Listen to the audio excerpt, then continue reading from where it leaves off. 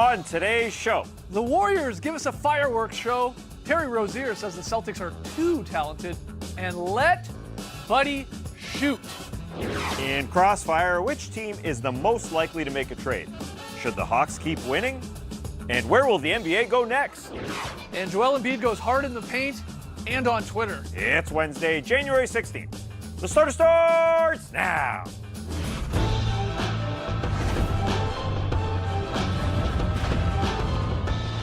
Good evening, Sweet World, and welcome to The Starters, presented by Jack Daniel's Old No. 7 and Tennessee Honey. I'm Jay Skeets, and alongside me, as always, we got Tass Mellis, we got the Aussie Lee Ellis, and over yonder, well, that's the bearded one. That's Trey Kirby. Hey-o! Hey-o! Where did you become Cotton Hydro? Yeah, so what if I look like the third Mario brother, Harry-o?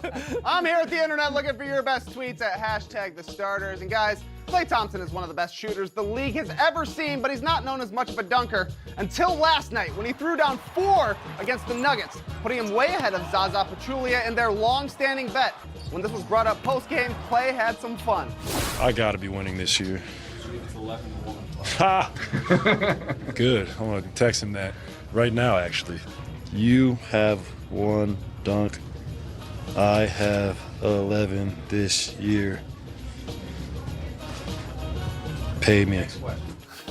Nothing like a little technological trash talk, which brings us to today's question. What are some other things that Klay Thompson could have texted to Zaza Pachulia? For instance, if I had his phone number, I would just send him this picture of him from his time with the Magic when he was wearing a Grant Hill jersey and a pair of generic shorts. No matter what he texted me, just send it to him to remind him.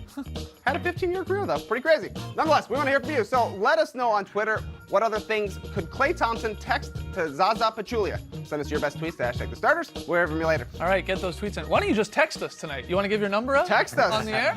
Go ahead. I'll give it to you on the break. Okay, Yeah. that's fine. All right, on tonight's show, Lee and I are going to go head-to-head in Crossfire. We're going to talk about Joel Embiid's troll job on the Minnesota Timberwolves, and we got a very solid play. But let's start here with a little true or false. TK's got the questions. We'll debate whether it's true or whether it's false.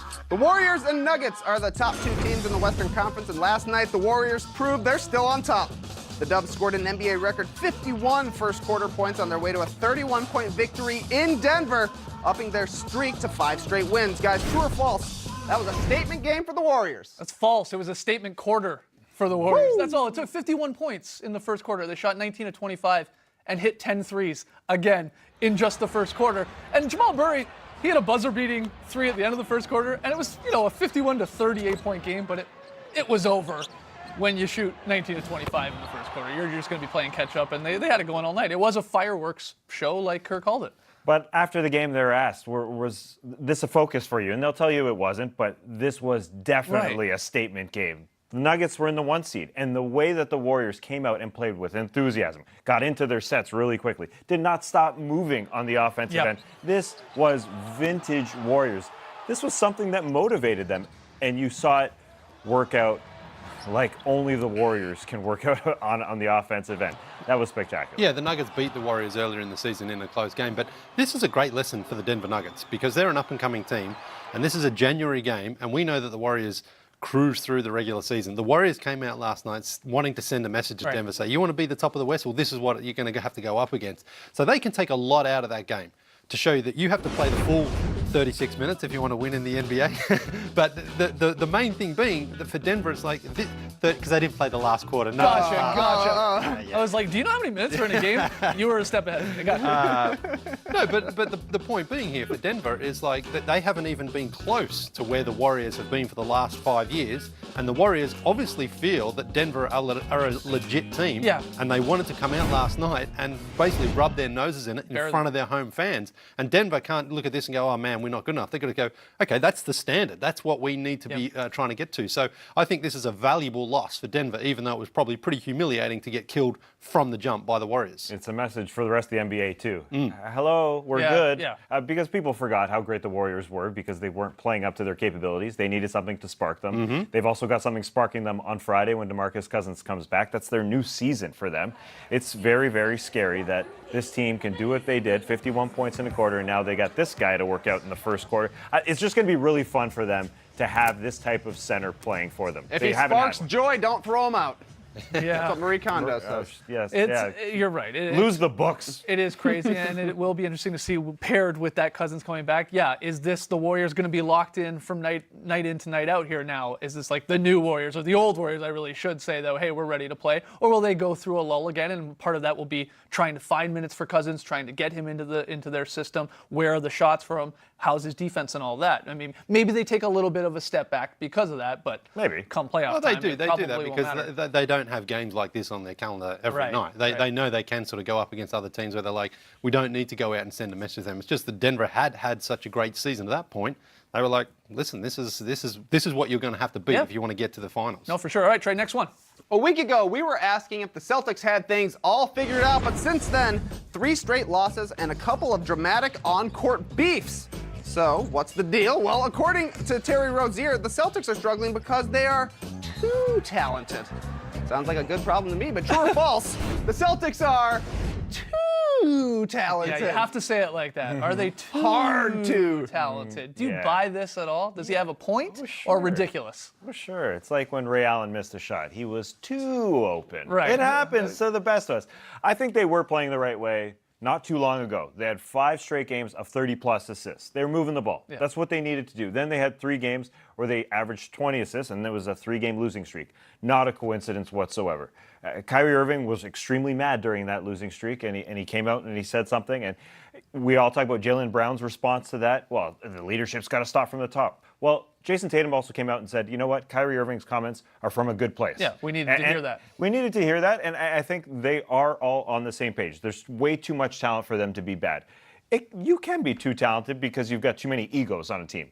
The question is, are these egos going to work out? I think that 5-game stretch, 30-plus assists, shows that they are capable of doing that. When they move the ball like this, plus, along with their good defense, along with that talent that they have, they should win plenty of games. They had a great little streak here. Then they laid some real bad duds where they went away from it. So it's going to be interesting to see then who is going to sort of sacrifice now a little bit, a few more minutes, a few more shots to try to get everyone back on that same page, because I think they were, but they haven't been for the last 3 games. And really, this is what it comes down to. A coach will say, all right, well, who's prepared to sort of say, I'm going to give up a few extra minutes tonight. I'm not going to take this shot here. I'm going to give it to somebody else, make that extra pass to get everyone involved again, because I think that's what we've seen against Miami and Orlando and even against Brooklyn a little bit. Guys taking shots, feeling I need to get a shot because I haven't had a shot for a while. So maybe that's something that plays into it. But they've got a roster that a lot of coaches, a lot of GMs would love to have. But it's also the challenge for Brad Stevens is making sure everyone is happy in their role, even if it means some nights you play a little bit heavier and you get a few more shots, and other nights you don't get so many minutes and you don't get so many shots, but you're still there for your team supporting the other guys. Yeah, no more excuses, though, here for the Boston Celtics. Stop pointing fingers. Stop maybe even giving the media all these juicy quotes that we can try and dissect and who are you talking about there. Just stop it. Go out, play like you can, and you've shown, and reach some of your expectations, which are very high, obviously, coming into the season with all these guys. But there is no such thing here as too much talent. We were just talking about the Warriors. They got a lot of talent. They're making it work. And the Celtics, maybe not as great, their players as obviously the Warriors, but there's a lot of there, and Brad Stevens, up to him to make it work. And they will, because this could all go away with one nice big win against the Raptors tonight, right? Those 3 losses on the road. They get a nice win tonight, and they're right back to being, the Celtics we thought they would be. So what it happens could if they change. get a loss then tonight? Well, I'm picking the Raptors for sure, because they're falling apart. Celtics are a mess. All right, next one. A Final lot one. of people say the starters are too talented, but we still make classics every day. It's easy. You just got to get along with your friends. But moving on, the Kings' Buddy Hield is 3rd in the league in 3-point makes and 9th in percentage, which is probably why Sacramento radio host Carmichael Dave tweeted that he was told Buddy would be part of the 3-point contest next month. No word yet on which of his alter egos will be competing, but true or false, Buddy deserves a 3-point contest invite. That's true. Yeah. That's yeah. I mean, you said it, Trey. He's up there in makes. He's up there in percentage. He's on a good Kings team. He's a good story, even sort of, reigniting his career a little bit when some people thought, he was awesome in college and struggled early on, but now he's got it going again. Yeah, he should be there. I think he will be.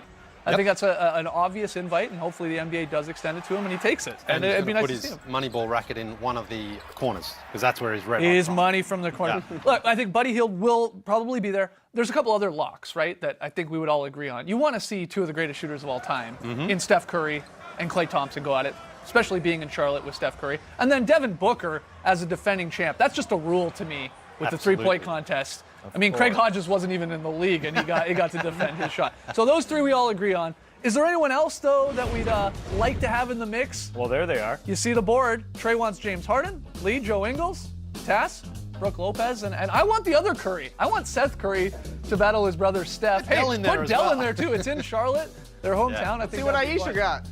Yeah, let's get Joe Ingles in there as well, because there's never been a lefty winner, and there certainly hasn't been an Australian ever winner before. And Joe started off red hot. He's still good, done shooting pretty well, 37% from downtown. But Is he going to be kissing after every money ball Once he made? finishes that money ball rack, he's going to be blowing kisses to everyone with a new record of 29 points. Wow, you're calling it now. He's calling it now, the Aussie. All right, let's hear from you guys. Jump on Twitter, hashtag the starters. Which player do you want to see get that invite to the three-point contest? When we come back, Lee and I go head-to-head in Crossfire to debate which team desperately needs to make a deadline move for the second time.